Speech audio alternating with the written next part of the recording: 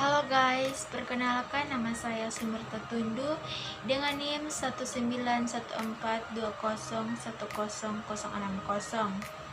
Mahasiswi keperawatan semester 5 dari Universitas Pembangunan Indonesia Manado. Pada kesempatan kali ini kami dari kelompok 1.2 akan menjelaskan atau membahas sedikit tentang anatomi fisiologi sistem muskuloskeletal beserta fungsinya. Anatomi fisiologi muskuloskeletal terdiri dari dua kata. Yang pertama, musko yang artinya otot dan skeletal yang artinya tulang. Muskolo atau muskular adalah jaringan otot-otot tubuh. Skeletal atau osteo adalah tulang kerangka tubuh. Muskuloskeletal disebut juga lokomotor. Sistem muskuloskeletal juga berkaitan dengan sistem pergerakan. Ada 4 poin atau 4 bagian yang saling berkaitan sehingga timbullah suatu gerakan. Kita bisa berjalan, kita bisa berpindah dari duduk berdiri, itu karena ada kerjasama antara saraf, tulang, sendi, otot. Fungsi umum dari tulang. Yang pertama adalah informasi kerangka, yang kedua informasi sendi-sendi, yang ketiga tulang juga tempat perlengketan otot-otot. Yang keempat, sebagai pengungkit, artinya kita bisa berdiri tegak, juga menyokong dari berat badan. Proteksi atau pelindung ini berkaitan dengan organ-organ vital. Contohnya ada otak pada organ yang dilindungi oleh tulang bagian tengkorak. Kemudian ada paru-paru jantung dilindungi oleh tulang toraks. Hemopoiesis, tulang juga merupakan tempat pembentukan sel darah, salah satunya ada eritnosit. Selain itu, dia juga sebagai imunologi di mana tulang juga menghasilkan granulosit yang fungsinya adalah melawan kuman, hubunginya nanti ke imunitas tubuh. Dalam tulang juga menyimpan pajangan mineral yang paling banyak yaitu kalsium. Fungsi khusus tulang. Yang pertama, sinus paranalis, menimbulkan nada dan standar. Yang kedua, pada gigi, memotong, menggigit dan menghilas makanan. Yang ketiga, tulang kecil telinga, mengkonduksi gelombang suara. Yang keempat, tulang panggul wanita, memudahkan proses partus atau persalinan. Faktor pertumbuhan tulang. Faktor pertumbuhan tulang ada beberapa faktor. Yang pertama, prediktor atau keturunan. Yang kedua, nutrisi. Yang ketiga, faktor endokrin. Yang keempat, faktor persarafan. Yang kelima, faktor mekanis. Yang keenam, penyakit-penyakit yang berhubungan dengan gangguan-gangguan pada tulang. Yang ketujuh, sistem skeletal dibentuk oleh 206 buah tulang yang terbagi dalam 2 bagian besar. Yang pertama, aksia skeletal. A. Tulang tengkorak 28 buah, tulang hyoid 1 buah, tulang vertebra 26 buah, tulang iga 24 buah, tulang sternum 1 buah. Yang kedua, apendikular skeletal, terbagi dalam 2 bagian. Yang A. Ekstremitas atas termasuk sendi dan tulang bahu, jumlahnya 64 buah.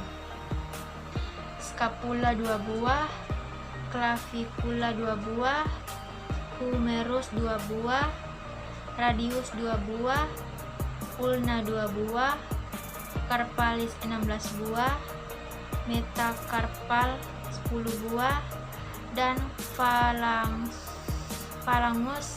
28 buah. B. Ekstremitas bawah, termasuk tulang-tulang panggul jumlahnya 62 buah, femur 2 buah, fibula 2 buah, tarsal 10 buah, metatarsal 16 buah, tibia 2 buah, patella 2 buah, dan falangus 28 buah. Secara garis besar, fungsi tulang adalah melindungi bagian-bagian tubuh yang lunak, melakukan pergerakan sebagian kerangka bagi tubuh sehingga tubuh dapat berdiri dan bergerak. Tulang-tulang digabungkan pada persendian oleh ligamen, kartilago, dan otot. Tulang terdiri atas 2 jenis jaringan. Yang pertama, jaringan kompak atau padat, itu ada tulang pipih dan tulang pipa. Yang kedua, jaringan seperti spons atau berbentuk jala, itu nanti ada ujung tulang pipa dalam tulang pendek dan sebagian lapisan tengah pada tulang pipih seperti scapula, cranium, sternum, dan iga-iga. Osteum adalah membran vaskuler filtrus yang melapisi tulang dan banyak pembuluh darah dijumpai di dalamnya. Kartilago atau tulang rawan dijumpai pada sendi dan di antara 2 tulang, tidak mengandung pembuluh darah tetapi diselubungi membran, yaitu perikondrium. Hai guys, perkenalkan nama saya Jenika Blandina Megawe, NIM 106011610024. Saya merupakan mahasiswa dari Fakultas Keperawatan di Universitas Pembangunan Indonesia, kelas A4 semester 5. Saya akan melanjutkan dan menjelaskan anatomi sistem muskoskeletal dan fungsinya, yaitu macam-macam tulang kartilago. A. Tulang rawan hyalin, yaitu kuat dan elastis, terdapat pada tulang pipa. B. Tulang rawan fibrosa, yaitu memperdalam rongga dari cawan-cawan dan rongga glenoid dari skapula. C. Tulang rawan elastik, yaitu terdapat dalam daun telinga, epiglotis, dan faring. Sel-sel penyusun tulang, yaitu osteobas, menghasilkan jaringan osteosit dan mengekskresikan fosfatase dalam pengendapan kalium dan fosfat ke dalam matriks tulang. Osteosit, sel-sel tulang dewasa yang bertindak sebagai lintasan untuk pertukaran kimia mulai tulang yang padat. Osteoklas, sel-sel yang dapat mengabsorpsi mineral dan matriks tulang. Sel-sel ini menghasilkan enzim proteolitik yang memecah matriks mineral tulang, tulang kalium, fosfat terempas ke dalam darah. Sistem otot terdiri otot, fasia, tendon.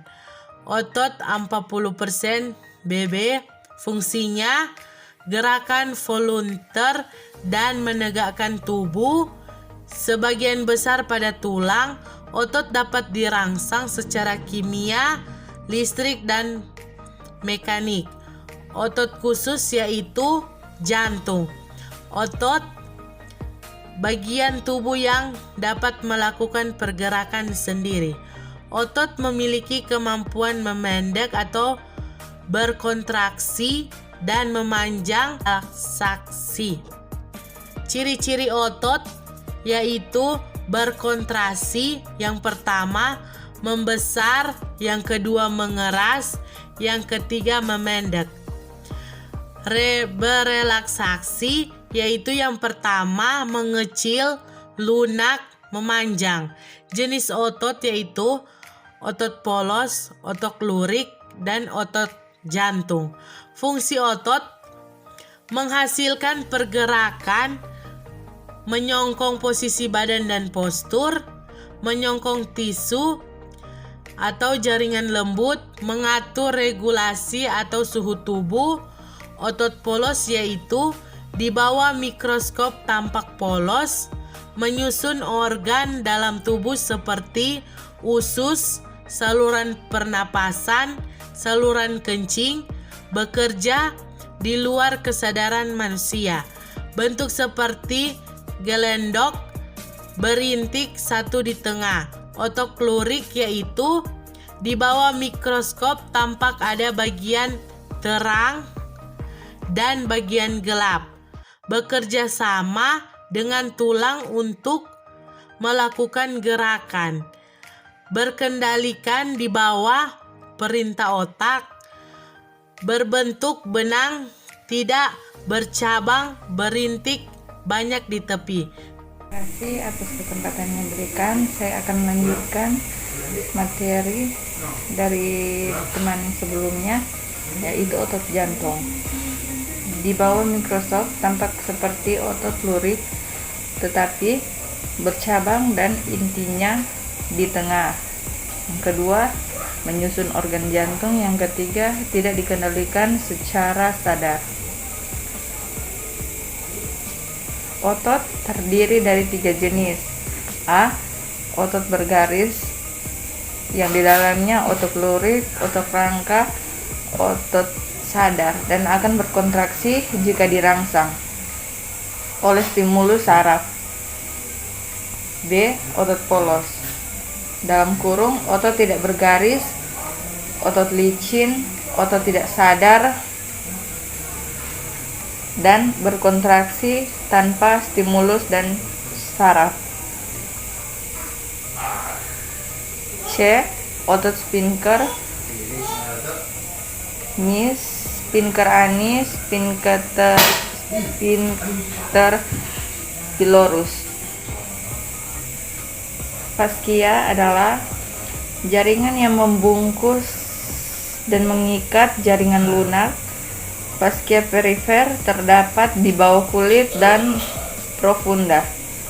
Fungsinya mengelilingi otot, menyediakan tempat tambahan otot, memungkinkan struktur bergerak satu sama lain, dan menyediakan tempat pada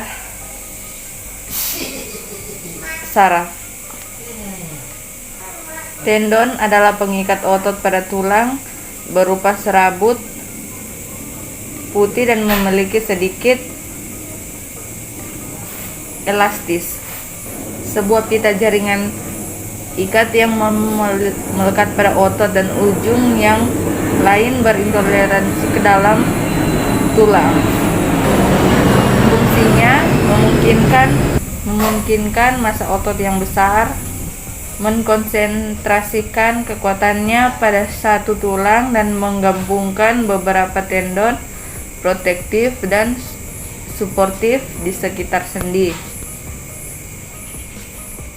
Yang berikutnya sendi. Sendi terdiri dari 3, yaitu sendi mati sinartrosis, ialah hubungan antar tulang yang tidak dapat dipergerakan. Kedua, kaku amfi.